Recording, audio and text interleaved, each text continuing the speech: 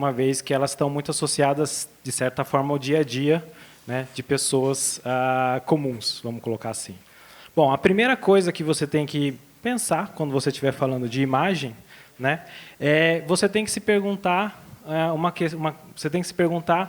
uma questão que é mais ou menos essa daqui, né? Basicamente se eu sei qual que é a iluminação num determinado plano, eu gostaria de saber como que ela vai ser num outro plano, tá? O motivo disso, tá, é um motivo muito simples, porque uma vez que eu sei como que isso funciona, eu posso começar a desenvolver dispositivos, certo?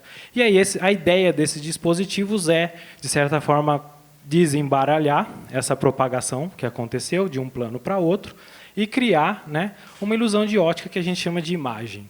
Tudo bem? O exemplo mais simples que a gente tem, que na verdade é o primeiro modelo que a gente pode usar para esse tipo de propagação, é justamente o modelo de feixes, certo? Que te faz elaborar um dispositivo conhecido como câmera estenopeica ou uma câmera pinhole, que nada mais é do que uma tela seguida de um furo, e isso já te dá uma imagem. Tá? Muitos de vocês provavelmente já fizeram ou viram em algum laboratório alguma coisa dessa. Tudo bem? Beleza. Então, sabendo disso, a gente pode, inclusive, voltar historicamente e ir para o primeiro prêmio Nobel de Física da história, que foi, inclusive, né, relacionado aos raios-x, a descoberta dos raios, que aqui em português a gente chama de raio-x, tudo bem? E foi feito pelo Röntgen, e aonde ele mostrou, né, no trabalho associado, ele mostrou essa radiografia diz a lenda, né, que é a mão da esposa dele. Tudo bem? Então, eu acho que se o cara for ganhar um prêmio Nobel, vale a pena você fazer um sacrifício pela ciência e tomar uma dose de raio-x meio que de graça. Tá certo que na época eles não sabiam. Mas, né, acho que eu iria me convencer. Tudo bem? Bom, partindo desse modelo mais simples possível que a gente já pode começar a entender a ideia de imagem por contraste de absorção. Tudo bem? Então, vamos supor que eu tenho a minha amostra, ela vai ser iluminada por um feixe e eu tenho um detector, né, a área aqui atrás. Certo? Antigamente a gente usava filme, antigamente eu cheguei a usar, hoje em dia acho que ninguém mais usa filme fotográfico para isso. Mas o que a gente quer? A gente quer selecionar um único feixe. Tudo bem? Toda essa iluminação aqui, eu estou partindo da premissa que são feixes paralelos, então eu posso me dar o luxo de analisar esse único feixe. Se eu começar, então, a dar um zoom na região onde esse feixe, né, acertou a minha amostra, que seria representada por esse cubinho aqui, existe uma certa grandeza, que vocês já viram qual que é o coeficiente de absorção. Vocês provavelmente já foram introduzidos, né, o Júlio, inclusive, deve ter mencionado, que é uma grandeza, uma propriedade do seu material. E o que essa propriedade faz? Ela meio que rege como que a intensidade da luz, né, vai cair quando ela se propaga por dentro dele. É basicamente a regra de Beer-Lambert, que vocês já viram, né? E aí, com isso, eu consigo, analisando a intensidade interna e a intensidade externa, eu consigo ter uma ideia de quanto que é esse coeficiente. O interessante é que, se eu tiver um material composto, vamos supor, por 2 coeficientes de absorção, eu começo a ter uma associação entre essas duas intensidades. Certo? Eu vou ter a soma, né? A análise, o logaritmo das intensidades de entrada e saída, ela vai ser a soma, né, desses 2 coeficientes, ponderado pelo caminho que você percorreu, né, do seu material. 3, você vai fazendo. Se for N, você vai contribuindo. O que a gente pode tirar disso? Que se a gente for para o meio contínuo, que seria o nosso caso aqui, eu posso admitir que o sinal que eu medi em um determinado pixel, ele vai ser essa integral de caminho, certo? Vai ser a soma, né, ao longo de todo o caminho do feixe. Né? E aí o que eu ter é o meu sinal aqui. Obviamente, se eu for para um sistema mais discretizado, em termos de x, y, né, não vou pensar só em pixels, mas assim num mapa, né, eu vou ter uma descrição, uma descrição de toda essa minha projeção, de toda essa minha imagem em função de x, y no detector. Resumindo, então, o que a gente tem? A gente vai ter uma amostra tridimensional, certo? E ela vai ter uma distribuição tridimensional do coeficiente de absorção. E quando eu fizer essa projeção dessa forma, né, seguindo esse modelo como eu mostrei para vocês, o que eu vou ter? Eu vou ter a integral, né, ao longo dos caminhos do feixe. Isso vai me, de certa forma, destruir uma das minhas coordenadas, então eu vou acabar com uma medida bidimensional, que é a minha imagem, que é o que eu chamo de projeção. Tudo bem? Isso aqui é a soma.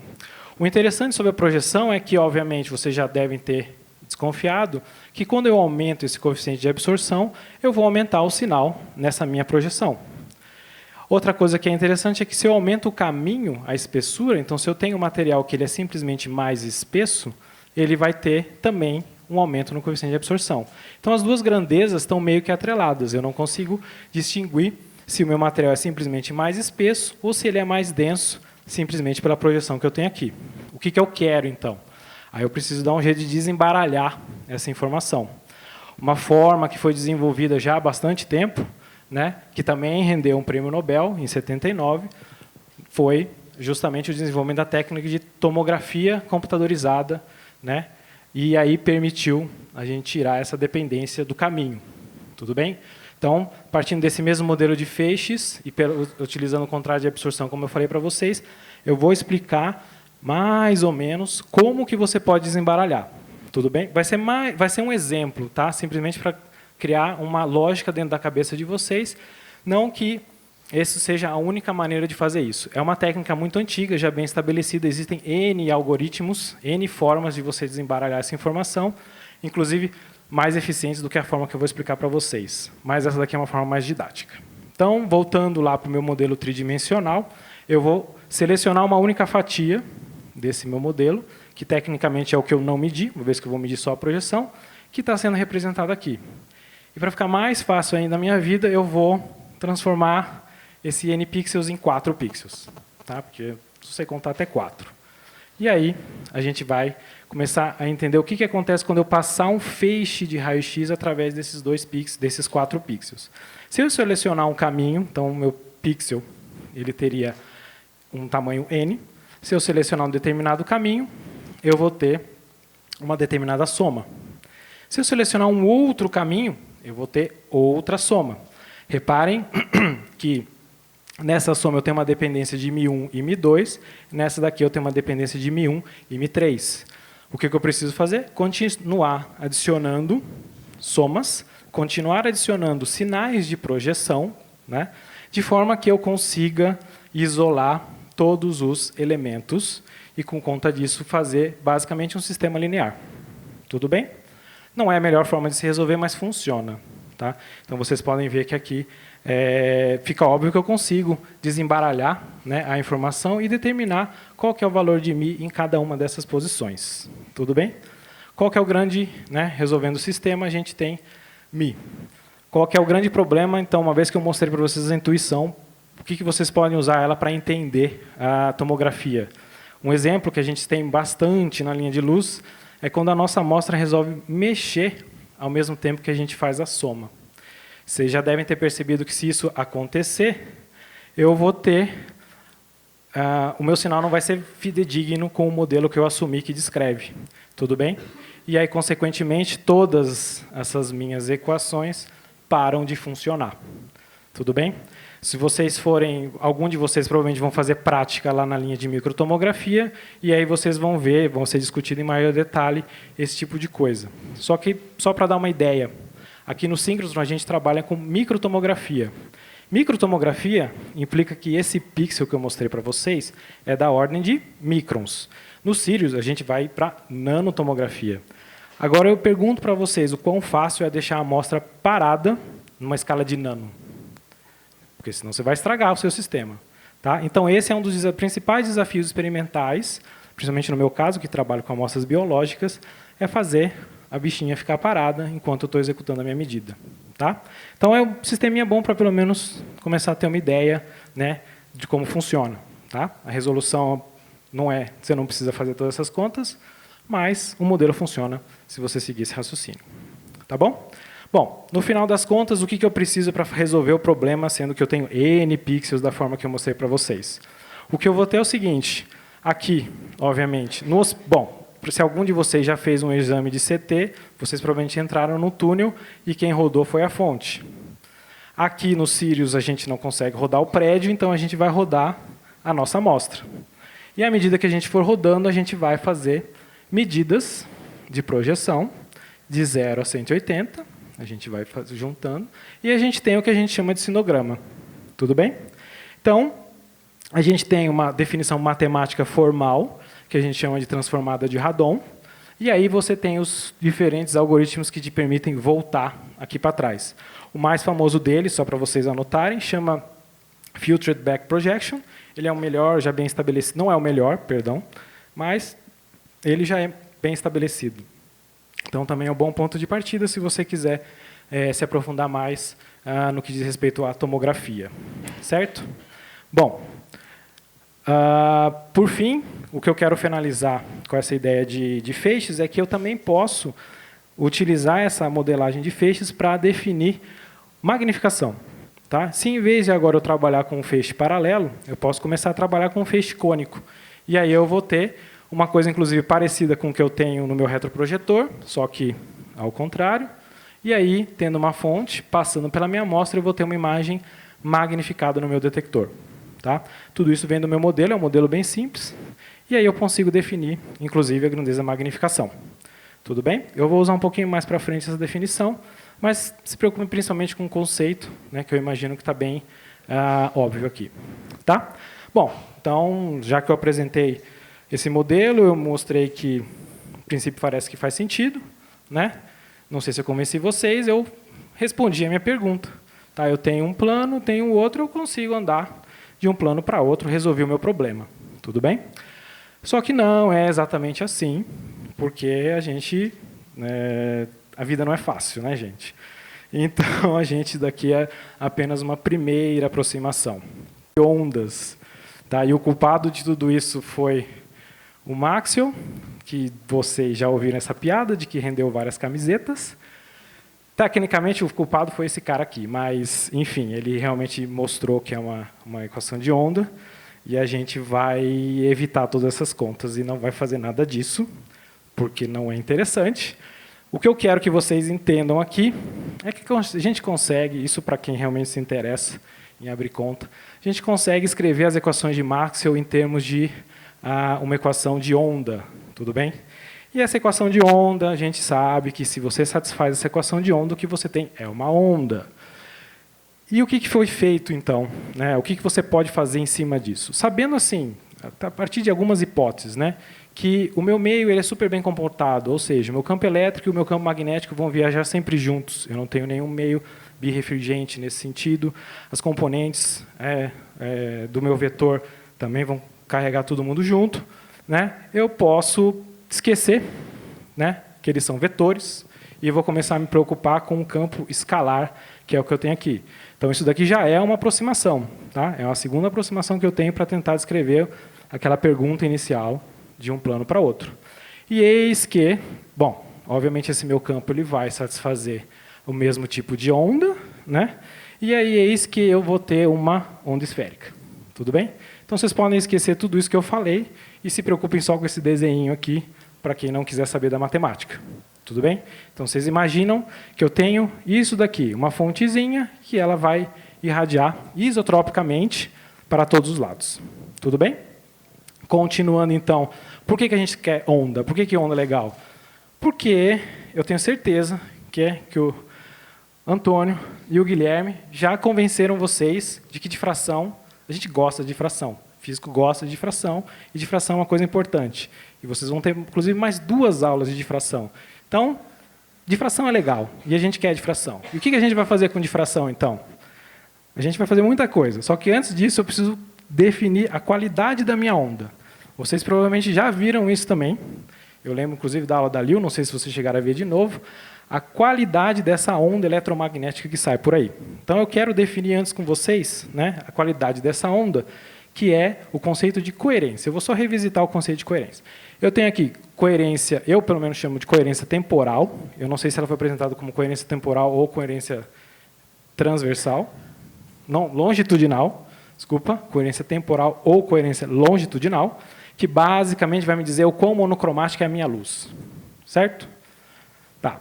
E aí depois eu tenho coerência espacial, que é a mesma coisa que coerência longitudinal, e ela vai me dizer, mais ou menos, o quão grande é a minha fonte. Tá bom? É basicamente isso. Por que coerência é importante?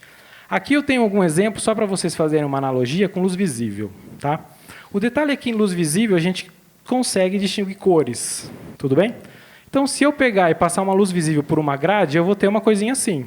Né? Um arco-íris bonitinho. E pá, 7 cores, do jeito que o Newton decidiu que deveria ser.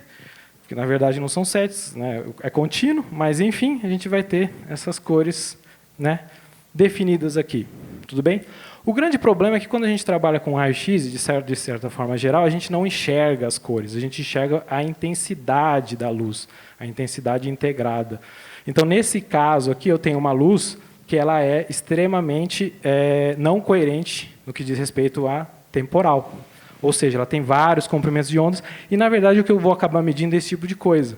Então, antes, quando eu tinha um pico muito bem definido, se eu pudesse selecionar apenas o azul, por exemplo, aqui eu não vou ter mais. Esse pico, se eu estiver interessado em enxergar só a cor verde, vamos colocar que está no meio, ela vai ser completamente soterrada pelos outros comprimentos de onda. E isso é uma analogia que funciona para coerência espacial também.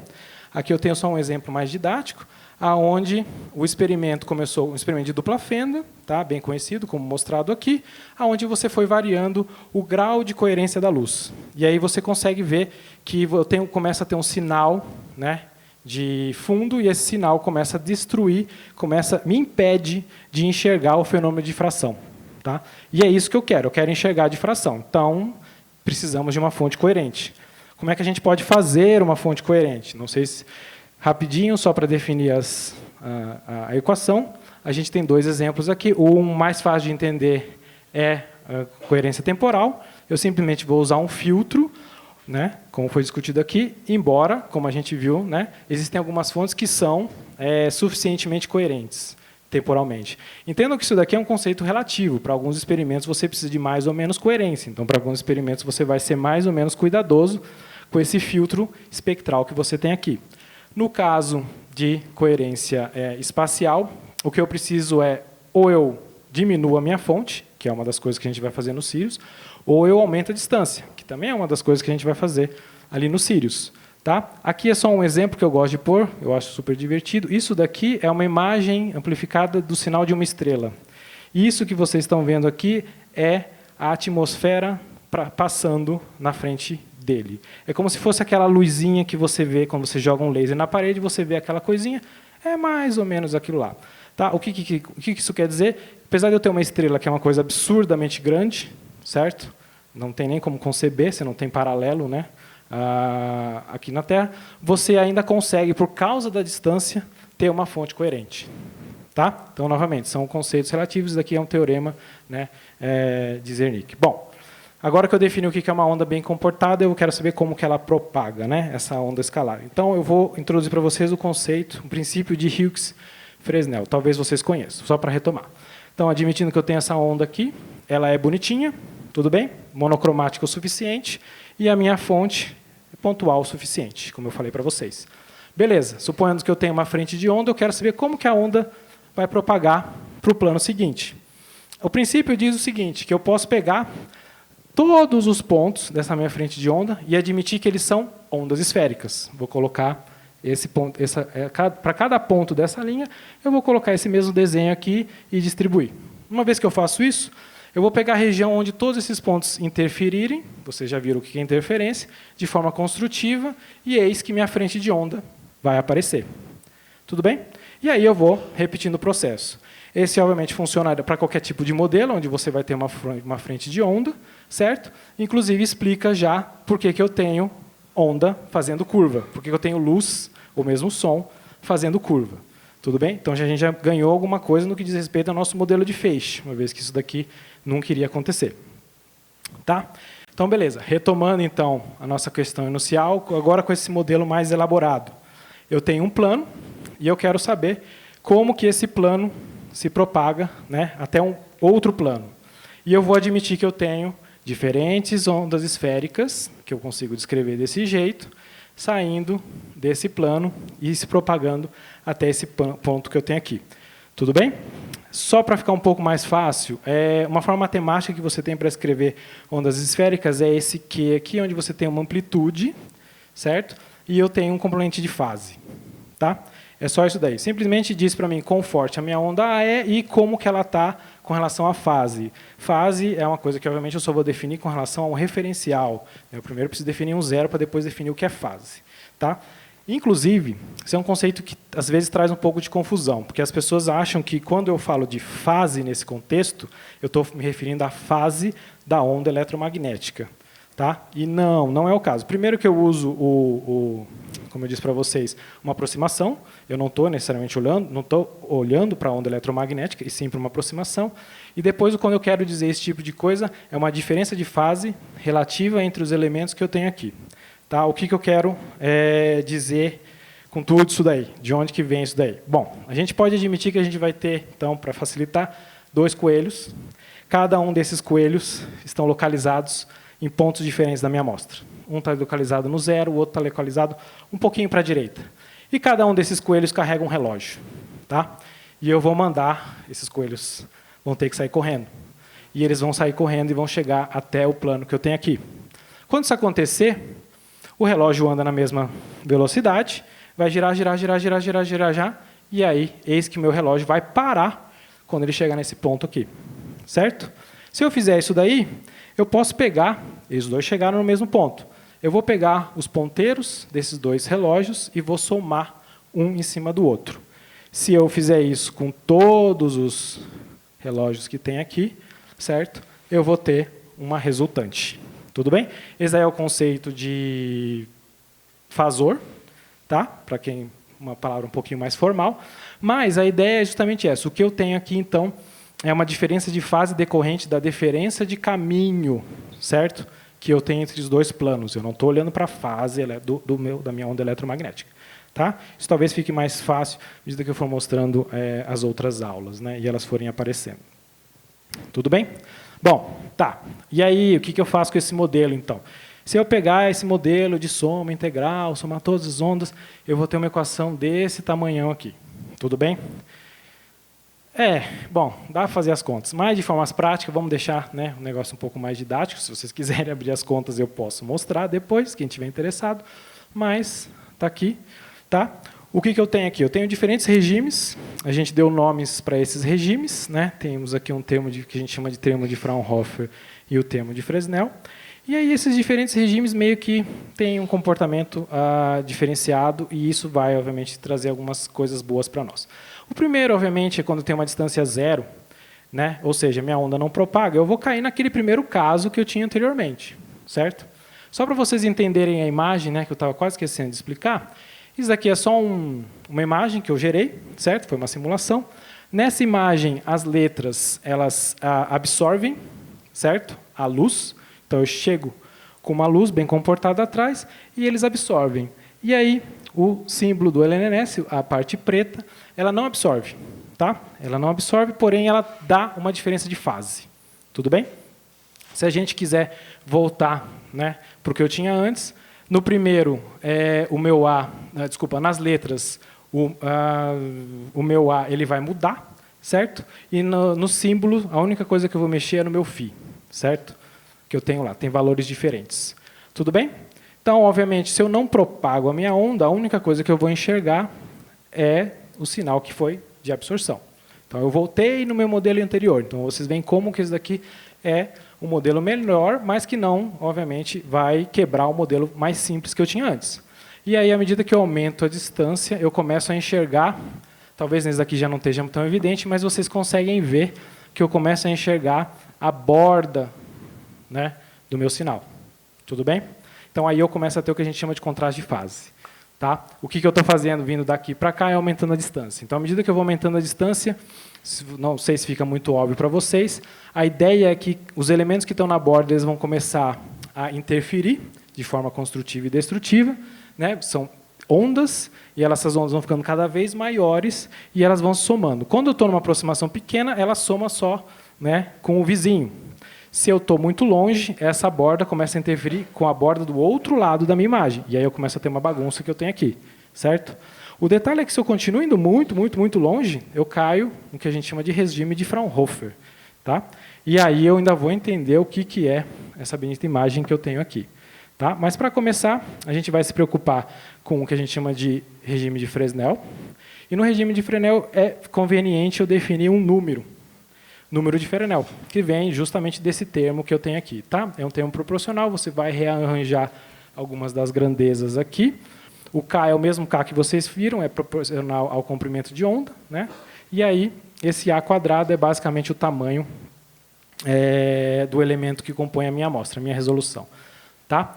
Bom, então, o que eu vou fazer com esse termo? Eu posso definir regiões onde eu tenho aquele termo. Ele é muito menor que 1, ele é simplesmente menor que 1, ele é aproximadamente 1, ou ele é maior do que 1. Tá? Bom, é apenas um número, só que ele me dá uma ideia, né, de como tem que ser a relação entre o meu A, que aqui eu chamo o meu menor elemento, que compõe a minha amostra. Se vocês pensarem em termos de amostra de imagem digital, é o tamanho do meu pixel, tudo bem? Que eu estou interessado em ver. Tá? E como é que eu vou relacionar essa distância que eu tenho aqui? Tá? Vejam que, obviamente, não é muito interessante você trabalhar aqui, mas aqui já é um regime legal. Então, eles dão uma ideia para você o que você faz. E aí a gente já tem uma maneira diferente de medir as projeções, que pode, obviamente, ser mais interessante do que a gente tinha antes, uma vez que a gente consegue ver que, para elementos que não absorvem raio-x, que basicamente são o que a gente chama de elementos de fase puro, então são elementos que apenas vão mudar a velocidade com que a onda, vão mudar a fase, né, com que a onda sai de um determinado plano. Como é que eu consigo ver esses detalhes aqui? De forma prática, para raio-x, isso daqui são amostras biológicas, por exemplo. Tá? Elas absorvem pouquíssimo raio-x, e aí você tem que achar maneiras de você realçar esse contraste que está sendo mostrado aqui.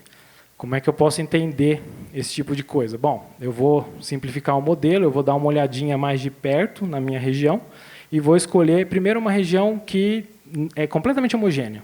Tá? Se vocês forem para o visível, o análogo seria como se eu tivesse um pedaço de vidro, e eu estou olhando através desse pedaço de vidro, eu não vou ter nenhuma modificação no que diz respeito à intensidade da onda, certo? Vou ter uma mudança de fase, mas eu não sou capaz de enxergar essa mudança de fase, uma vez que eu preciso de um referencial. Né? A onda vai sair todo mundo junto, eu não tenho diferença de fase. Certo? Se eu pegar agora um material que é inhomogêneo, certo? E eu posso começar a ter uma pequena deflexão desse meu feixe por conta da mudança do índice de refração. A absorção ainda é desprezível, mas eu tenho uma mudança na velocidade da onda dentro do meu material. Isso vai fazer com que a minha onda desvie um pouco. Isso acontece mesmo em raio-x. Tá? Mesmo sendo muito energético, a gente tem mudanças, né, do índice de refração. E, mais importante ainda, para o meu caso, ela acontece quando eu tenho mudanças abruptas do índice de refração. E aí vai ficar mais claro para vocês, mas vocês já comecem, se eu falo isso para vocês, vocês já vão entender por que na borda isso é interessante. Tá? E aí, pronto. Outra coisa interessante sobre quando você faz uma imagem nesse regime é que você pode abrir mão, né, da coerência temporal. O que eu quero dizer com isso? Né? Obviamente, você não pode exagerar, mas a ideia é que essa pequena deflexão que você tem aqui, ela é dependente do comprimento de onda.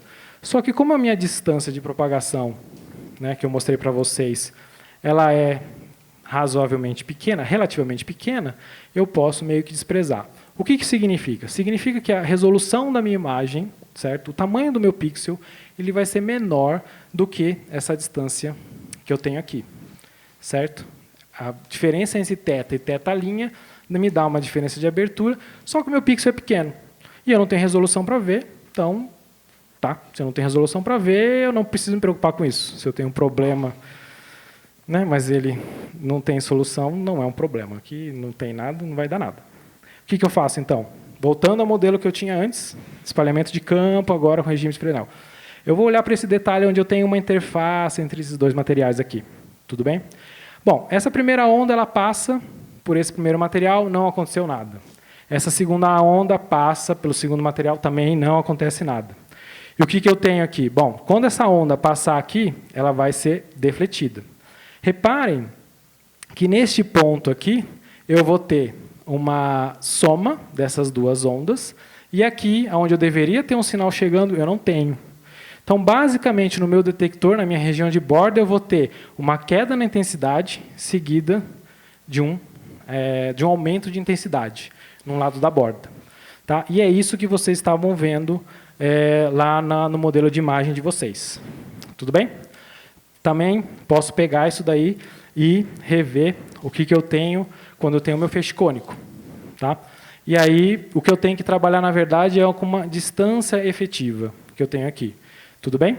E aí, eu volto naquela mesma definição que eu tinha antes, só que agora, em vez de me preocupar com a distância entre a amostra e o meu detector, eu começo a me preocupar com essa distância efetiva da forma como eu defini. E aí, por que isso é interessante? Bom, ele é interessante porque se vocês... não sei se eu não comentei, esse m é um número que ele é menor do que 1, certo?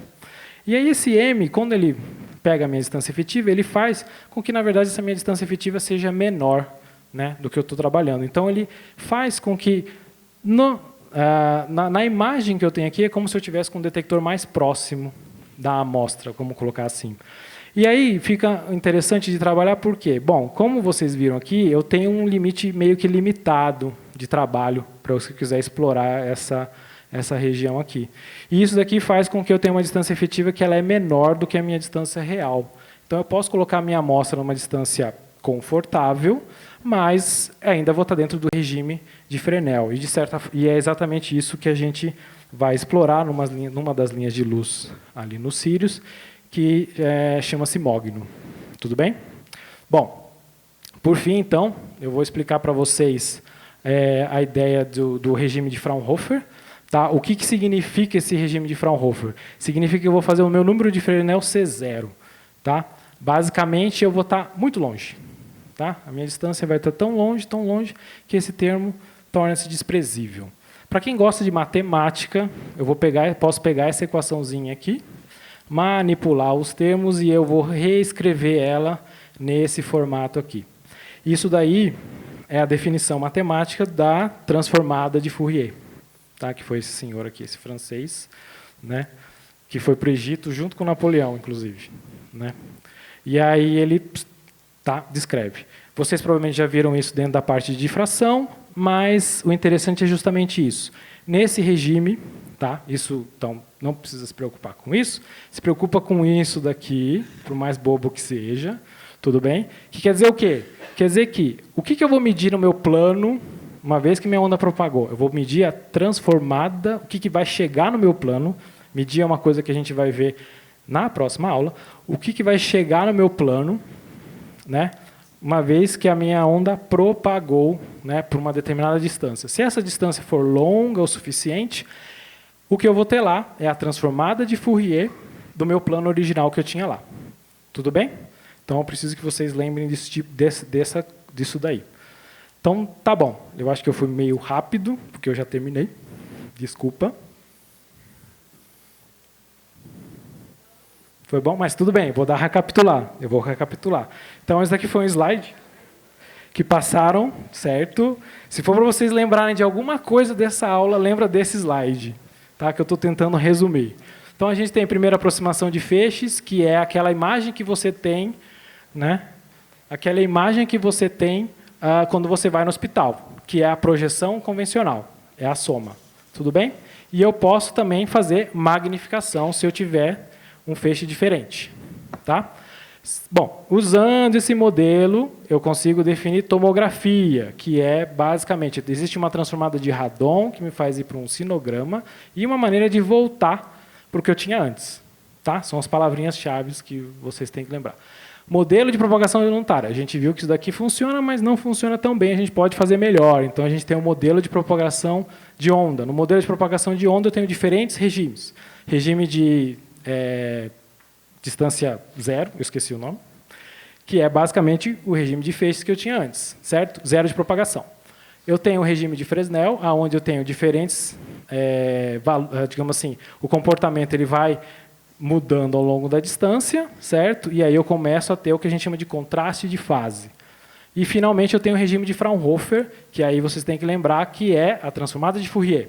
Ponto. E aqui eu estou tão longe que, tecnicamente, a distância tanto faz. Né? Eu vou aumentar, isso não vai mudar do que eu já estou medindo aqui.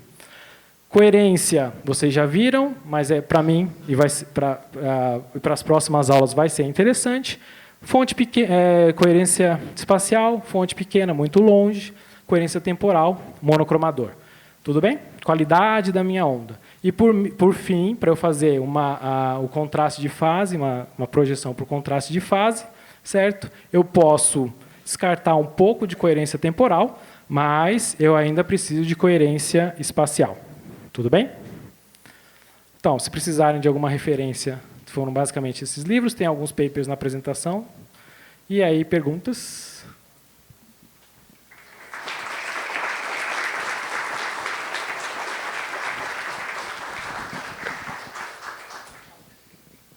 Ele foi rápido, né? E a gente tem bastante tempo para perguntas.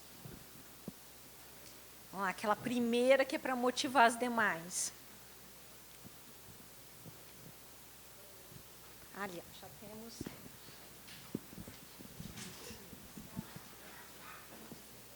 No teu slide de recapitulação, eu sei que é um conceito físico básico, mas só para eu fazer o cheque de sanidade. Quando você está falando dessa mudança de fases conservando energia, você está falando de índice de refração. Então, digamos assim, você tem a imagem 2D e as diferentes... Tipo assim, você jogou raio-x e agora o que você vai obter? Você vai obter aquele mapa e a informação das mudanças de índice de refração e correlacionar isso com que tipo de átomo que você está enxergando. Seria isso? Então, não é necessariamente. Bom, primeiro tem dois conceitos. O primeiro é o conceito de projeção. Então, isso que eu estou mostrando para vocês aqui são sempre projeções. Então, você tem esse problema do caminho ao longo do material. Então, é sempre uma integral dos fenômenos que vão acontecendo ao longo do caminho. Beleza. E quando você trabalha com índice de refração, aí o que acontece? É que se você trabalhar com material puro, aí tudo bem, você consegue associar o seu índice de refração ao elemento. De certa forma, você consegue fazer a ligação. O grande problema é que, muitas vezes, o seu material é composto. Tá? É um composto. O melhor exemplo disso é quando você tem buracos na sua amostra. Né? E como que você vai ver? É sempre a integral, ela vai ter que necessariamente passar por esse buraco, então você tem que ter isso em mente. Tá? Que o que você mede é a projeção. Então, o índice de refração que vai determinar o quanto que você vai perder de intensidade e também o quanto que você vai deflexionar o feixe, ele depende de todo esse caminho, não só do elemento que você tem lá. Se você quebrar esse tipo de coisa, ou seja, fazer uma tomografia, quebrar essa dependência com o caminho, aí sim. Aí você pode, de certa forma, fazer uma correlação direta com o valor que você tem, mede, né, com o índice de refração que você tem. Você tem que tomar esse cuidado. E você tem que ter resolução suficiente para separar os materiais puros.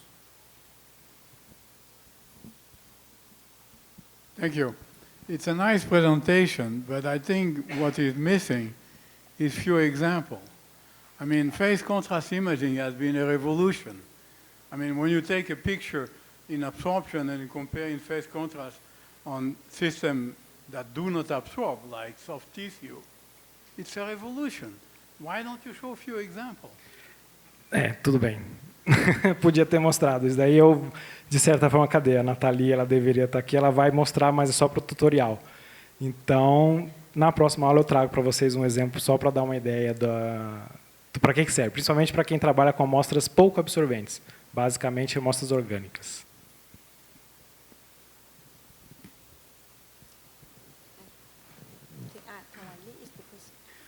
Boa tarde, muito obrigado pela palestra. A minha pergunta não tem a ver tanto com o que você mostrou na aula, mas sim com os detectores. Porque, enfim, eu estou acostumado a trabalhar com radiografia industrial, e aí eu sempre ouve sobre image panel, flash panel, e eu queria saber se esses são os tipos de equipamentos usados como detector, ou se não, se o princípio físico é semelhante, enfim, como que essas coisas estão relacionadas. Bom, eu preciso ver direitinho o que você chama de... o problema é que eu não... flat panel, não sei... Eu imagino que seja um flat panel, pode ser que eu esteja errado, mas acho que é uma coisa que parecida... É um detector de área, né? Funciona, de certa forma, acho que parecida com uma filme fotográfico. Se eu não me engano, você simplesmente consegue reutilizar, né? Tá, beleza, é o que eu estou pensando. Tá. O princípio é o mesmo, eu vou tocar isso melhor na próxima aula, mas o princípio de detecção é o mesmo, no sentido de que você acumula contagens num determinado ponto da sua imagem. Ponto. Tudo bem? Você pode acumular contagens porque um determinado sal está sendo reduzido ou oxidado, não sei, que é o caso do filme fotográfico, ou você pode estar acumulando cargas elétricas, que é o caso de um CCD.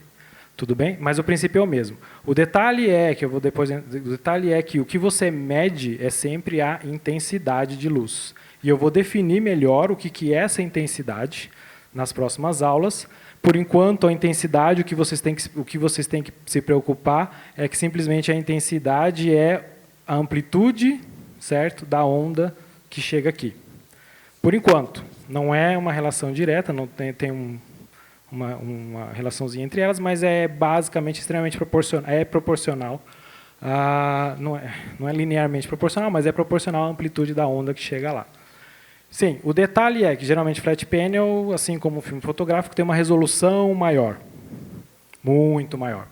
Então fica um pouco mais difícil de você definir, por exemplo, o meu A, tá? Mas mesmo o flat panel, da maneira como ele é lido em passos. E aí, na próxima aula de imagens, vocês vão começar a ter essa ideia de imagem por varredura, como é que você acumula informações em pontos. Então, eu imagino que o seu também possa cair dentro da estrutura de pixel, uma vez que você define os passos que você mede no seu flat panel. Tá? Numa CCD normal, isso daqui vem mesmo do conceito de pixel que vocês estão acostumados no celular de vocês.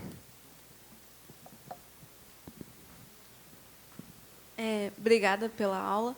Eu me perdi na parte de fazer a transformação de Radon. Por que ela tem que fazer essa transformação se tu sai de um espaço, não sei se é assim que posso chamar isso, e depois eu volto? Tá. Bom, a transformada de Radon, ela é uma descrição matemática, certo? Dessa...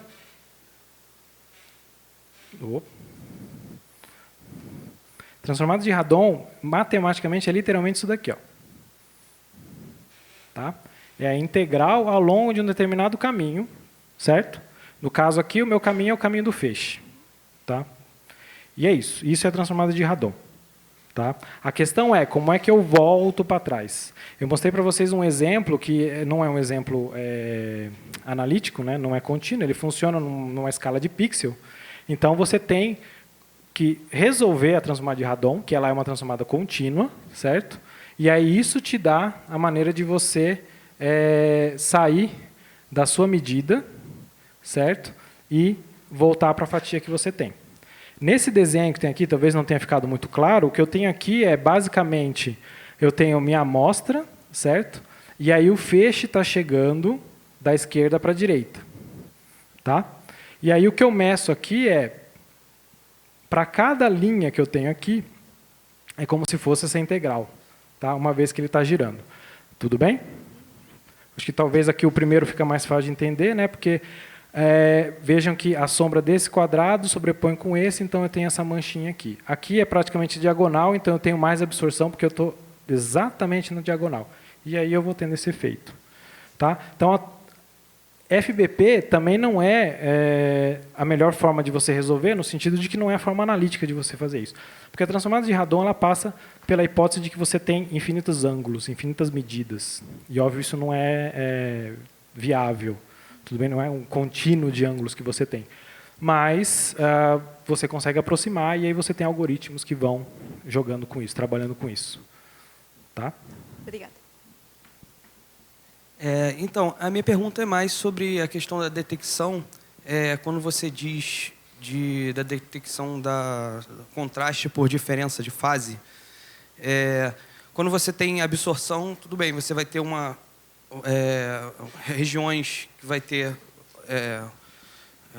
uma iluminação maior, né? E regiões que isso vai te dar um contraste, regiões que vai chegar menos fótons.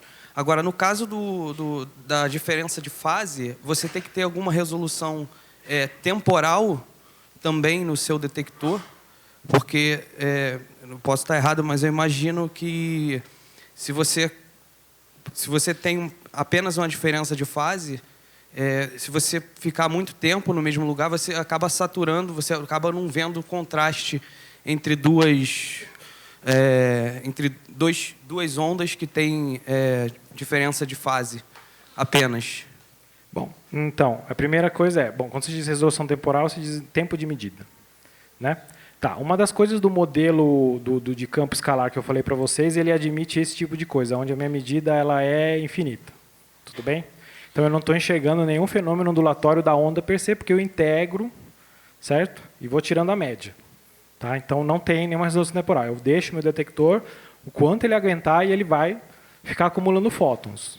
Tudo bem? Se ele acumular, se ele tiver uma profundidade infinita, você vai jogando, ele vai acumulando fótons até o infinito. Beleza. O detalhe é que quando eu tenho o fenômeno de difração, isso não depende do tempo. Tá? O que acontece? Quando eu tenho o meu contraste de fase, a diferença de caminho, né, que eu vou ter principalmente na borda, vai fazer com que minha onda defletida ela venha sempre. E aí, quando eu digo sempre, isso depende justamente da coerência do meu feixe. Então, quando eu digo que eu tenho um feixe coerente, é que ele também é constante no tempo. Tá? Quando você tem um feixe que não é coerente, que é o que, por exemplo, você tem no hospital, você tem um fóton que ora vem por aqui, ora vem por aqui. Pelo meio, por cima, por baixo, certo? E isso faz com que esse fenômeno se desapareça. Justamente porque cada vez que você tiver uma onda, ela vai vai ter uma interferência construtiva e destrutiva em lugares levemente diferentes. E por isso você não tem o fenômeno de difração. É a mesma coisa que vocês têm quando vocês têm essa sombra que eu tenho aqui, certo? Ela não está muito bem definida porque a minha fonte é muito grande. Tá? E é a mesma coisa que eu tenho aqui. Então, se eu começo a minha borda começa a ficar borrada, eu não vou enxergar isso daqui, porque aí sim é o que você está falando. Mas isso é uma culpa da minha fonte, que ela não é coerente. Quando a minha fonte é coerente, eu estou admitindo que isso daqui também é sempre igual, ao longo do infinito.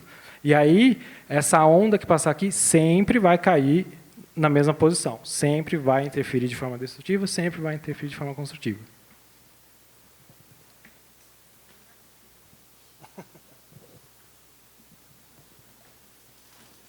Oi, Sato, tudo bem? Minha pergunta é na prática, no experimento, né? Você mostrou aqueles diferentes planos de projeção, né, passando pelo Fresnel e mais na frente o Fraunhofer.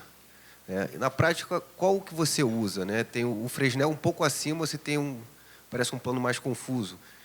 E o Fraunhofer, qual seria a utilidade dele? E eu queria que você fizesse também uma comparação que já se quer o espaço de Fourier, né, uma transformada de Fourier.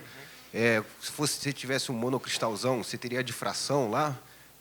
Fazer uma analogia com a difração, né, o processo de difração no raio-x. No processo de difração, você sempre... então, infelizmente não tem. Você sempre está aqui.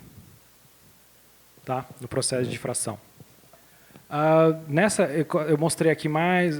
acho que não está muito óbvio. Né? Tudo bem. É que eu não estou mostrando exatamente a dependência do A. Mas, no processo de difração, basicamente... Você está medindo, acho que foi mostrado para vocês, você está medindo a distância entre os átomos. Quando você começa a diminuir esse tipo de coisa, você começa a ter o processo de interferência entre eles, são elementos muito pequenos, tá? E isso daí vai te jogar para o regime de Fraunhofer muito perto da amostra. Tá? Então, você sempre está aqui quando você está trabalhando em difração. O que eu estou enxergando aqui, digamos assim, ou seja, quando eu estou trabalhando com uma amostra bulk, eu estou olhando escalas diferentes. Tá? Eu estou olhando o tamanho da minha amostra. Tá? Eu estou olhando, não sei, ela tem um detalhe um pouco diferente. Então, são tamanhos de objetos que, de certa forma, estão espalhando diferente. Tudo bem? E aí eu começo a vir para cá. Com exceção da Mogno, e esse que acho que é o diferencial dela, na Mogno eu posso escolher esse regime de uma forma muito mais fácil. Tá bom? Na IMX, isso vem do fato dele trabalhar com um feixe cônico, como eu mostrei para vocês. E aí eu consigo transitar aqui de uma forma muito mais fácil. Óbvio que eu vou escolher a região que satisfaz a minha amostra, porque isso aqui está vinculado também à magnificação e, portanto, à resolução e o detalhe que eu consigo ver. Mas eu consigo transitar aqui. Aqui na nossa linha de tomografia, na IMX, a gente trabalha com uma magnificação, apesar da gente falar que o feixe é paralelo, ele não é. Ele tem uma determinada divergência, ele é um feixezinho cônico, mas a gente não consegue trabalhar muito nesse regime aqui. O que é mais fácil de a gente fazer na IMX? Em vez de trabalhar com a distância, que é basicamente ficar andando, né, fisicamente andando, né, distância amostra-detector, a gente muda o tamanho de pixel na IMX. Tá? A gente muda, né, a nossa resolução em justamente enxergar esse pixel. Porque assim, o fenômeno de espalhamento de onda vai acontecer sempre, independente, né, quer você queira ou não. O detalhe é eu ter resolução para enxergar esse tipo de coisa. Então, se eu deixo meu pixel muito pequeno, eu vou enxergar isso daqui numa distância menor também. Tudo bem? No caso de variar o tamanho de pixel, é porque o nosso detector, em especial, ele tem ele tem um material cintilador, então ele transforma raio-x em luz visível, certo? E aí, depois desse material cintilador, eu consigo colocar uma objetiva de microscópio convencional. Tá? Então, depois eu tenho uma CCD. Então, pensando no problema inverso, eu tenho uma CCD e uso a minha objetiva para diminuir o tamanho de pixel em cima do meu material cintilador. Ou o contrário, eu tenho material cintilador, eu amplio ele e começo a ver, digamos assim, ilumino, né, o meu pixel com maior detalhe. Tá? Então, é como se fosse um microscópio óptico mesmo, convencional. Mas, mesmo assim, não é uma coisa contínua. Eu posso escolher entre 3 objetivas. Então, eu tenho 3 tipos de tamanho de pixel diferente à disposição. Né?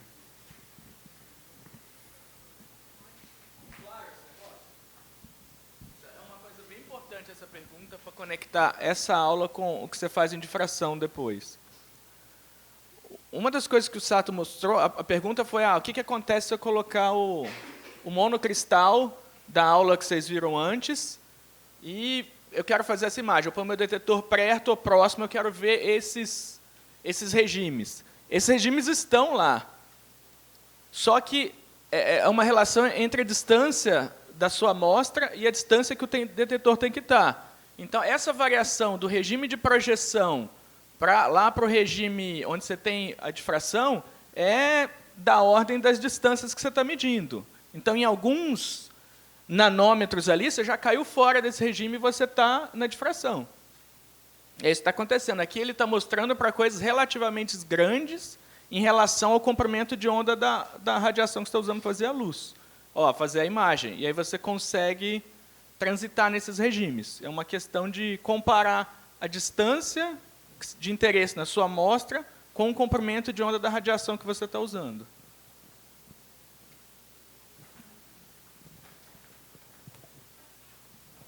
Só esperar chegar o microfone. Isso é a mesma coisa que acontece no microscópio eletrônico de transmissão, onde muda a distância para o feixe emissor e pega imagem, projeção e imagem o padrão de difração? Não, exatamente. Tá? O que você está dizendo entre entrar no modo difração ou entrar no modo imagem do seu microscópio? Eu vou mostrar na próxima aula como que uma lente funciona. Tá? Não é exatamente... É que o problema é como você tem lente envolvida, essa definição de distância, assim como aqui também tem distância efetiva, fica um pouco confuso. Porque, vamos fazer um exemplo. Numa lente, se você não tomar cuidado, você pode jogar a imagem... Não tomar cuidado, não. Se você quiser, você pode literalmente jogar o seu plano imagem no infinito. Tá? Tudo bem? Não sei quem está familiarizado com lente ou não.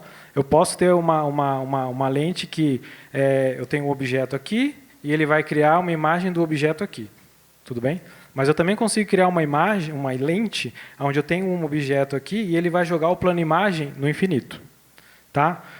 Você pode modelar tudo isso daí. Então, tem que tomar um pouco de cuidado por causa disso. Você não está mudando, né, essa distância fisicamente, porque você usa lentes, mas talvez, tem que tomar cuidado com essa colocação.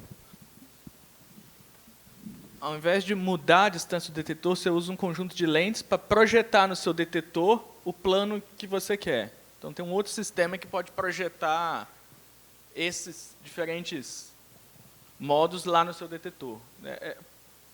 Quase isso, mas se o detetor fica parado, a coluna do microscópio não tá mudando de tamanho. Mas tem um sistema óptico que faz algo similar.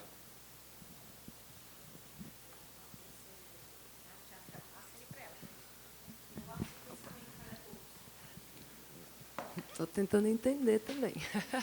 Mas, no caso, então, isso que você falou, o conjunto de lentes, ele faz com que você projete a mesma imagem, só que você não consegue mudar a imagem. Essa imagem que está aí vai depender da distância real. É isso? Sato. Não, então, é que assim, não é exatamente o mesmo fenômeno, mas você já, quem trabalhou com microscopia ótica, você tem algumas maneiras de detecção que trabalham com um fenômeno de interferência. E acho que o melhor exemplo disso é quando a sua imagem está fora de foco. Tá? É mais ou menos isso daqui. Quer dizer, mais ou menos. É outra física, mas a ideia é justamente essa. Tá? Trabalhar fora de foco te permite realçar as bordas. Assim. Quem trabalha com microscopia eletrônica de criomicroscopia, por exemplo, que tenta enxergar proteínas, geralmente você acha, digamos assim, as proteínas trabalhando fora do foco, porque você consegue realmente ver a proteína uma vez que ela absorve muito pouco. Depois você volta para o foco e faz a sua medida. Mas, sim, entendeu? Então, brincando com a distância da lente, brincando com a maneira como a lente você pode transitar dentro desses regimes aqui, sim. E, inclusive, para o regime de Fraunhofer.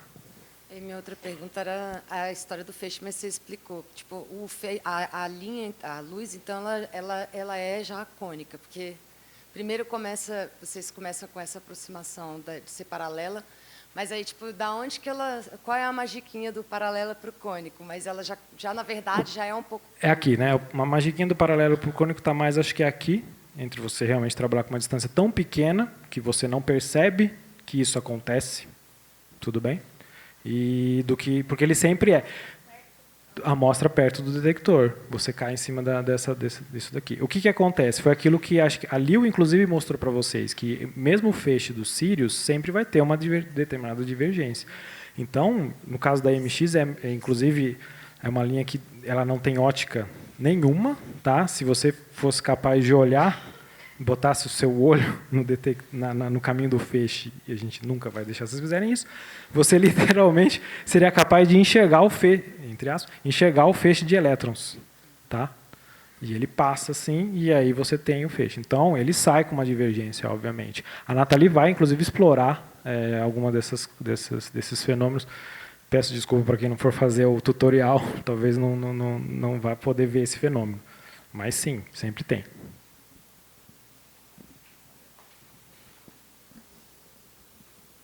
Mais alguma pergunta? Curiosidade?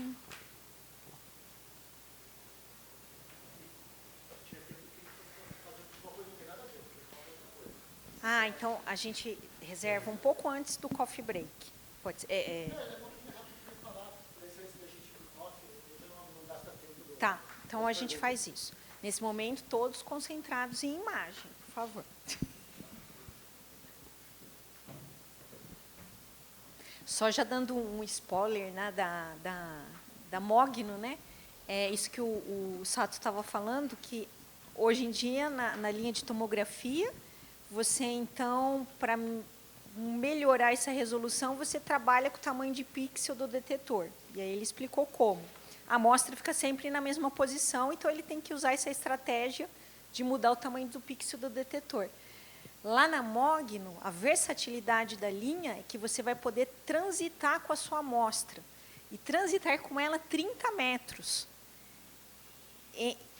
Para mudar essa distância amostra-detetor e, com isso, mudar a resolução também da sua imagem.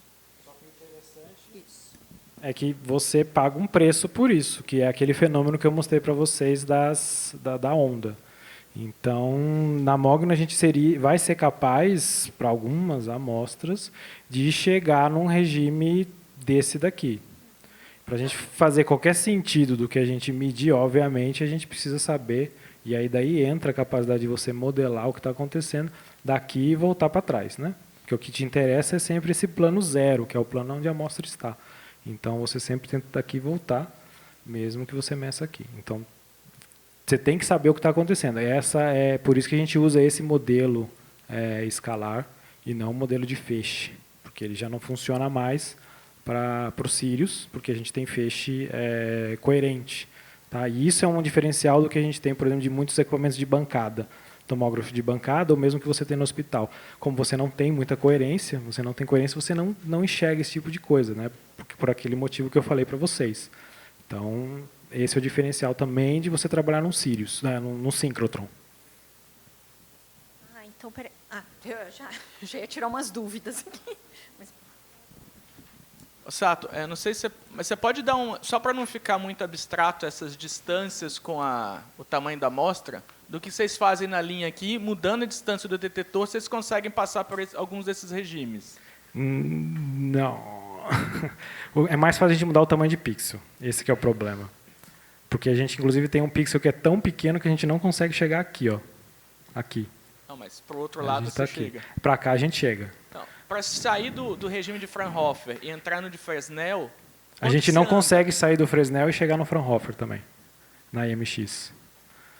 Não consegue. O pessoal fez um experimento que colocou a amostra nem na posição da amostra, colocou a amostra lá perto e você ainda tem uma imagem bem borrada. O regime de Fraunhofer, é que esses regimes também depende do tamanho do elemento que você está espalhando, que você está vendo. O Túlio comentou que, tudo bem, eu posso pegar, por exemplo, e fazer uma imagem de um cristal de silício na IMX. Tá? Isso não quer dizer que, se eu colocar um cristal de silício na frente do feixe e pegar o feixe transmitido, eu vou enxergar o cristal de silício como se fosse um pedaço de pedra, como ele é. Tudo bem?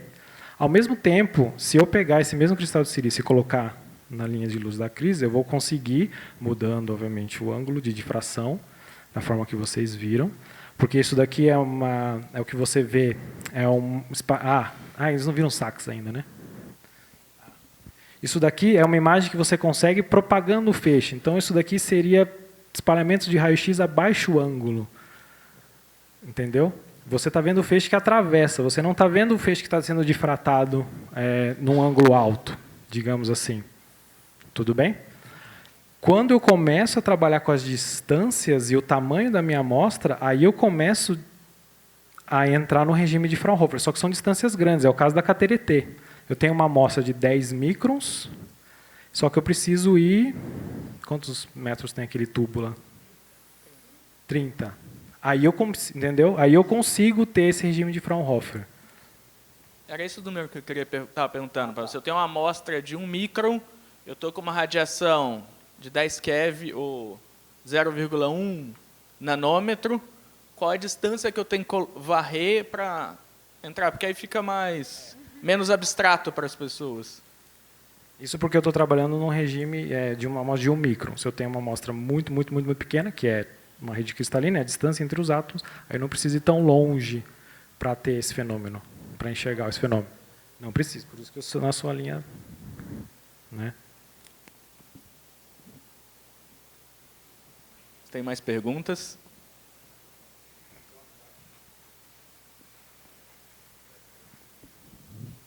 Antônio? O Antônio ali atrás. Vocês trabalham com raio-x monocromático ou branco? Depende. Justamente quando você está no regime próximo, regime de Fresnel, você não precisa ser tão monocromático assim. E qual a ordem da energia? Quantos keV vocês usam? Ou se é keV ou se não é? Quanto que? Desculpa. Kevs. Qual é a energia média? Fica em torno de 12 mesmo. 12 keV. No caso da Mogno é maior ainda a energia. 20, não lembro, 30? Acho que é mais que 30. 30 é alguma coisa. 60. 60 é o máximo. Então, tem 20, tem 60. 60 keV. Na Mogno. Na MOG no 60 keV, exatamente. Na Carnaúba, por exemplo, que é um feixe que também porque tem uma linha que também vai trabalhar com feixe coerente, é em torno de 12 keV. Tá, então aquele lambda seria angstrom. Ou Sim. 0,1, não, É. não chegar. Aí o lambda vezes a distância tem que ser a raiz do que tu está vendo. Então ficaria em torno de 10 ou menos. Esse ar que vocês estão vendo é em micrômetros, então. Isso, é Dezenas o de tamanho do seu micrômetros. pixel. No caso da IMX, é 1 micron o tamanho de pixel. Tá, valeu, obrigado.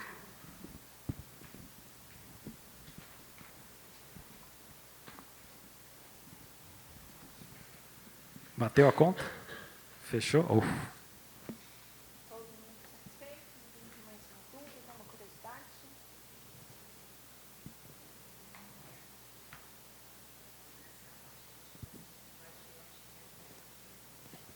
Química? Na próxima aula eu vou te dizer. Na próxima aula a gente tem como enxergar elementos químicos. Mais ou menos. Dá só uma prévia do que vai ser a próxima aula. Tudo bem. Na próxima aula eu vou comentar como é que se faz imagens com lente e sem lente, o que todo mundo sabe, já que vocês leram o programa, vocês têm de cor, óbvio. Mas é que o problema é que em raio-x a gente tem uma dificuldade muito grande de construir lentes. Tá? Embora pareça óbvio, e de fato é óbvio, hoje em dia a gente trabalhar com lente no visível, né? Eu vou inclusive discutir isso. O problema é que raio-x não te permite construir lentes boas, tá? E aí isso tem um preço, que é você fazer um esforço enorme para conseguir construir uma lente que é ok, ou você ir para técnicas que trabalham com imageamento sem lente, tá? E aí basicamente uma vez que você consegue entender, como eu mostrei para vocês, como que funciona uma lente, o que você tem que fazer para simular essa lente. E aí resolver a continha para fazer um imageamento sem lente. E aí tem todo um esforço, porque tem algumas vantagens, modéstia à parte, uma vez que eu trabalho com isso, algumas vantagens do imageamento com lente. Né? Então essa é a ideia. O que a gente faz para resolver esse problema? Por que a gente, por que a gente conseguiu? Porque lente existe desde 1600 e alguma coisa. Por que a gente só conseguiu? A gente só está interessado nisso agora, né? Justamente por causa disto daqui. Porque essas técnicas de imageamento sem lente, também conhecidas como imageamento coerente, necessitam de uma luz muito bem comportada, tá? Muito bem caracterizada, muito bem conhecida. Então, para raio-x, primeiro precisou se desenvolver fontes adequadas, certo? Para você conseguir fazer esse tipo de coisa. Fontes e computador também, porque envolve bastante conta. Tá? Então, foi um desenvolvimento do final do século passado, em 1999, foi a primeira demonstração experimental. Então, demorou nesse sentido também, fonte e computação. O entendimento já se tinha, inclusive já se fazia experimentos com luz visível, que provavam isso. Você já sabia que a luz era uma onda, que você podia aproximar, que você podia... Só que o problema era realmente fazer isso com raio-x. Então, é isso que eu vou dar na próxima aula. Mais imagem. Vou aproveitar o tempinho até dar mais um pitaco aqui na apresentação, porque fazer um experimento de tomografia, né, que é interessante, por vários motivos aqui, para estudar contraste de fase, sistemas porosos, não porosos, e vários outros que a gente tem até aqui no laboratório que está sendo feito. Mas quando você faz esse experimento, então você tem lá a sua amostra, ela vai ficar girando e você vai adquirindo, né, chama vórtices? Voxels, yes, isso. Os voxels que você vai captando ali da sua imagem, no final você tem esse sinograma. Então, não é muito óbvio, né? Vocês esperem olhar a sua amostra e, na verdade, você sai com uma curva estranhíssima. Então, é aí que entra a computação também. Depois é fazer o tratamento matemático para voltar na imagem. E isso requer muito tempo de máquina, né? E a gente, hoje em dia, aqui no laboratório, tem um grupo de computação científica que, além de melhorar esses algoritmos que fazem a volta, né, desse sinograma para a imagem real, também tenta agilizar esse processo para que, durante o seu experimento, você já possa ter uma visão do que você está coletando para saber se depois seu experimento está dando certo, se a sua amostra não tremeu demais, se ela não saiu do lugar, né? Para isso tudo ser muito imediato. É coisa que, hoje em dia, não é tão assim, né? Aí, na segunda semana, também vem o líder desse grupo apresentar mais ou menos o trabalho dentro desse processamento de dados, eu acho que especificamente para a linha de tomografia, e o que eles estão fazendo para agilizar esse processo. Né?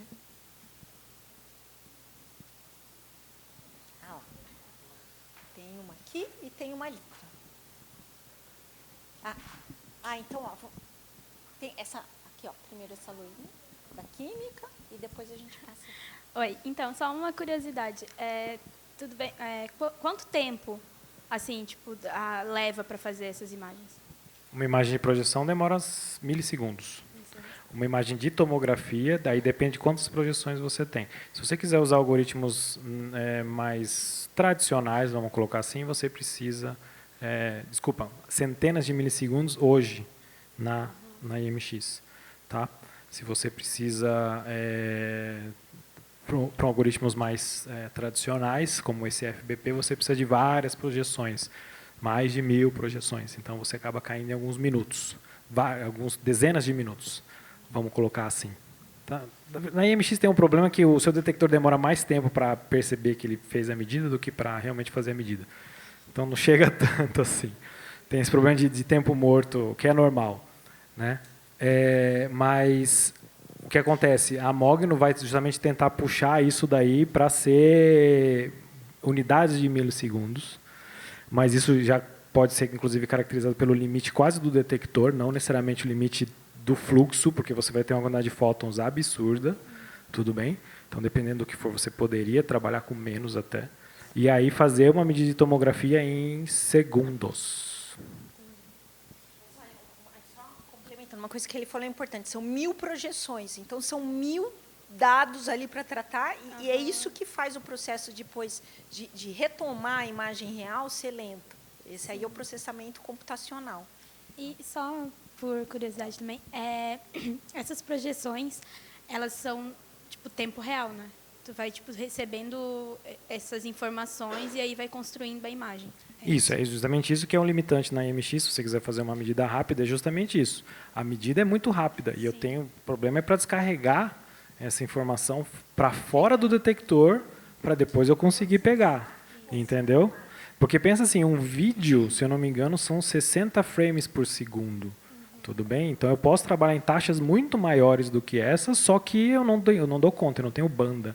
Né? O vídeo do YouTube, e aí, sem contar que o vídeo do YouTube que você vê, ele é compactado. A gente não compacta as imagens para não perder a informação. Né? Então a necessidade de banda é muito grande. E aí também é um problema você escoar essa quantidade de dados, seja para fora do detector, seja de uma máquina para outra para você processar. Inclusive, é um dos problemas que o pessoal do grupo de computação também aborda. Obrigada. Microfone,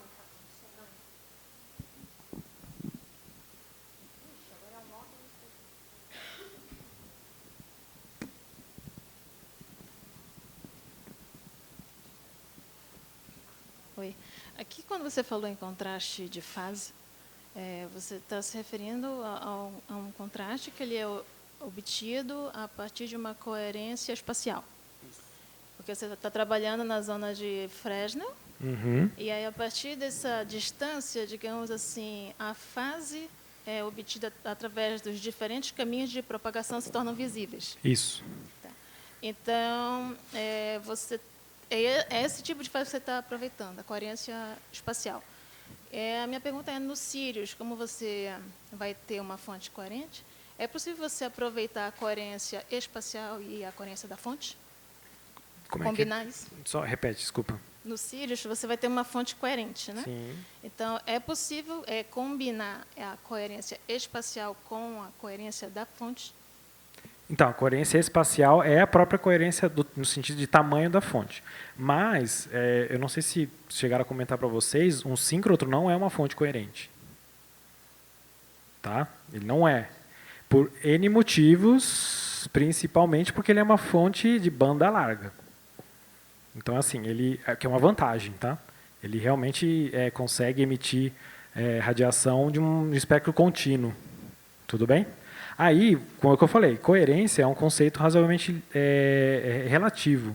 Ele é muito mais do que quanto de coerência você quer para o seu modelo fazer sentido, para você poder aproveitar aquilo. Então, como mesmo foi discutido na aula de fonte, certo? A coerência que você tem de um ondulador por si só, ela é suficiente, no sentido de ser monocromático, de ser uma energia só, ela é algumas vezes suficiente para alguns experimentos. Para outros experimentos ele já não é. Então você pode querer passar por um monocromador depois do seu ondulador, né? Ou não, depende muito do que se você realmente precisa desse grau de coerência, tá? E aí foi aquilo também. O feixe que sai de um ondulador, ele também não é 100% coerente. Ele tem uma porção coerente muito grande, que você pode selecionar também, né, trabalhando com a distância e fendas que vão justamente selecionando. Então, também não é uma fonte 100% coerente. Então, não é. Mas, sim, eu vou na próxima aula discutir uma técnica que se chama taicografia, que explora feixes coerentes, tanto espacialmente quanto temporalmente. Tem mais alguma? Não? Não? Ali no fundo. Boa tarde. Você disse que trabalha com amostras biológicas, certo? Com que tipo de amostras você trabalha e qual a resolução que você consegue obter com as imagens? Eu trabalho com amostras biológicas que não são osso. Porque osso é muito fácil de medir. Tá bom? Quem trabalha com osso e fala que tem amostra biológica, desculpa, isso é muito fácil, porque o osso está lá bonitinho, ele não mexe. Não, eu basicamente tento imaginar tecidos orgânicos, vamos colocar assim, células, né, e tecidos em geral, tá? Então, a nível de célula, tecidos não mineralizados, vamos colocar assim. Tudo bem? E aí a resolução foi aquilo, depende muito da máquina que você tem. Hoje a gente já, de certa forma, otimizou e padronizou processos que te permitem fazer uma imagem de um 3D, tudo bem? Com uma resolução real, embora eu não tenha definido para vocês o que é uma resolução real, mas é uma resolução real de em torno de 2 microns, vamos colocar assim. Tá? Que seria, bom, eu não conheço muito de biologia, mas, por exemplo, o Zé Roque mostrou para vocês um trabalho onde a gente conseguiu, por exemplo, fazer a tomografia de neurônios, né, dentro de um determinado tecido. Então, são uma resolução suficiente para você, por exemplo, distinguir uma célula isolada dentro de um contexto. Vamos colocar assim. E qual a resolução que vocês esperam atingir no Sirius? Tá. Aí, essa pergunta é muito boa. Não, essa eu sei. Eu só tenho que tomar cuidado para não prometer demais, né? Porque senão eu vou ser cobrado disso depois. Exatamente. O que acontece? O que acontece? Vocês vão ver depois, na próxima aula, uma técnica de imaginamento que é baseada em técnicas de varredura, que é você conseguir focalizar o feixe, né, numa única região, e você concentra a sua medida num único ponto. E aí depois você vai varrendo e vai fazendo isso. Existem vários análogos para quem trabalha com microscopia eletrônica. O análogo é o que você faz no microscópio confocal. Tá? E então, beleza. Nesse caso, na carnaúba, a gente vai ter um feixe que, logo no começo, é para ter algo em torno de 100 nanômetros de tamanho. Isso vai te dar uma resolução nominal, tá? Não é real, um limite de resolução de 200 nanômetros. Tá? Limite, porque isso, enfim, né? O que você mede não é necessariamente o que você projetou. Então, o limite de resolução é de 200 nanômetros. Dentro dessas técnicas de imaginamento sem lente, que é essa tacografia que eu falei para vocês, você pode tentar melhorar esse tipo de coisa. Tá? O que o pessoal faz, assim, né, que aí realmente depende de outros fatores, mas a regra do dedão, que a gente tem, assim, que a gente fala, você melhora em 20% a sua resolução. Então, você iria para uns 80 nanômetros de tamanho de pixel, né, digamos assim. Isso no começo, digamos assim. E aí depois vai tentar ir para resoluções menores, trabalhando com focos, com feixes menores, e tentar quebrar o recorde de resolução, que, se eu não me engano, está em torno de dezenas de nanômetros. Eu tenho mais uma pergunta. Você falou muito da projeção, da parte de pegar um objeto 3D e fazer uma projeção 2D. Eu não sei se... eu não entendi muito bem, mas geralmente tomografia está muito associado justamente ao 3D. Depois vocês somam essas projeções e fazem a imagem em 3D? Sim. Por isso? Tomografia é uma forma de você sair de imagens 2D e chegar em imagens 3D. Tá? É o caminho inverso, é para você resolver esse problema aqui. À medida que você faz, é sempre 2D, tá? Com projeções. Tudo bem? E aí você tem justamente que quebrar essa dependência com a espessura do feixe, com o caminho do feixe. E para isso você usa tomografia. Tudo bem? E tomografia, o que vocês acham que talvez seja importante vocês terem em mente? Que assim, tomografia é uma forma de eu processar projeções. Não me interessa se essa projeção tem um contraste de absorção, se essa minha projeção tem um contraste de fase. Eu não comentei, né, realmente deveria ter comentado, que você pode pegar essa imagem de contraste de fase e fazer uma tomografia. Né? Você pode pegar uma imagem que tem um contraste de fluorescência de raio-x e também fazer uma tomografia. Você pode pegar uma imagem que tem um contraste por espalhamento de raio-x a baixo ângulo, SAX, e também fazer uma tomografia. Tá? Você pode pegar... Se você tiver se você entende, né, como que a sua projeção ela é construída, você pode sempre tentar voltar e desacoplar o efeito do caminho do feixe. O sinograma que você mostrou, ele é 3D. Ele deveria ser 3D, né? Um sinograma real. Vejam que é o seguinte, o que eu fiz aqui, talvez aqui não tenha ficado... Eu escolhi enxergar apenas uma fatia do meu material. Então, tudo que eu estou mostrando aqui é só uma fatia. Mas todo esse procedimento eu consigo repetir para qualquer fatia no meu detector. Aqui é como se eu estivesse pegando apenas uma linha, né, de detectores. Tá, uma linha. E eu posso repetir esse processo para qualquer um. Isso, obviamente, nesse procedimento mais simples que eu mostrei para vocês, onde você está pegando só uma fatia. Tecnicamente, você pode definir projeção num contexto tridimensional e fazer a volta num contexto tridimensional também. Mas é mais fácil pensar nisso. Como todas essas contas que eu mostrei é feito para uma fatia, se eu faço para uma fatia, eu posso fazer para todas as fatias que eu medi.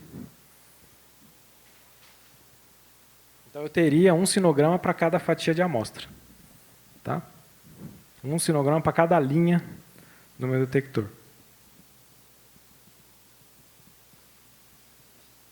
Tá bom, pessoal? Então, vamos agradecer ao Sato, a apresentação dele.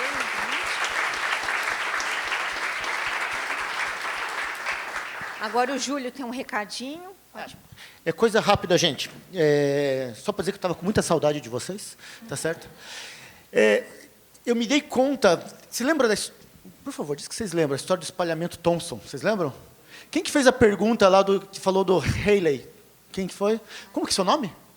Fábio, obrigado. Você me deixou 2 dias sem dormir, cara. Valeu mesmo, assim, cara. Porque, assim, ó, saindo daqui, eu fui pesquisar e eu vi que eu falei...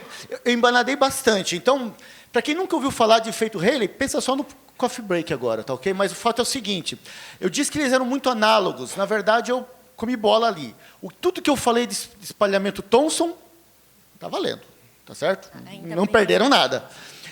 Mas não é o espalhamento Thomson que é responsável pelo azul do céu. É o tal do espalhamento Rayleigh, que veio bem antes do tal do espalhamento. O Thomson ele ganhou o Nobel dele porque ele descobriu o elétron. E porque ele descobriu o elétron, ele já bolou o tal do espalhamento Thomson, tá certo? O espalhamento Rayleigh veio algumas décadas antes, justamente...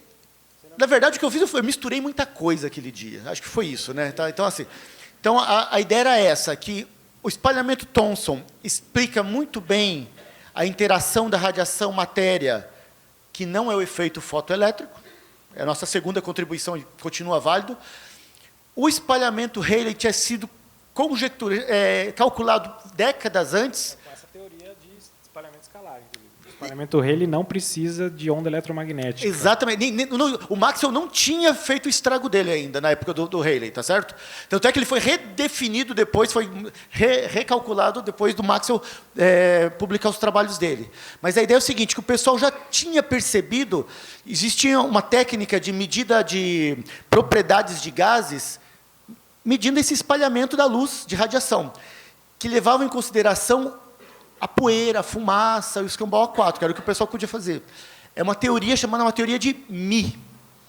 Tá certo? E essa teoria mostrava que o espalhamento não depende do tamanho da partícula, justamente porque as partículas eram muito maiores do que o comprimento de onda da radiação que eles estavam usando, que era visível, né?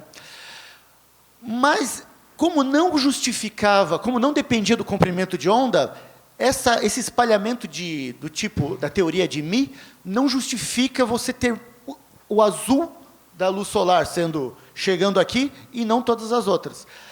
Foi o Rayleigh, Lord Rayleigh, que depois conjecturou que poderia haver uma dependência com o comprimento de onda se o tamanho do que está espalhando fosse muito menor do que o comprimento de onda.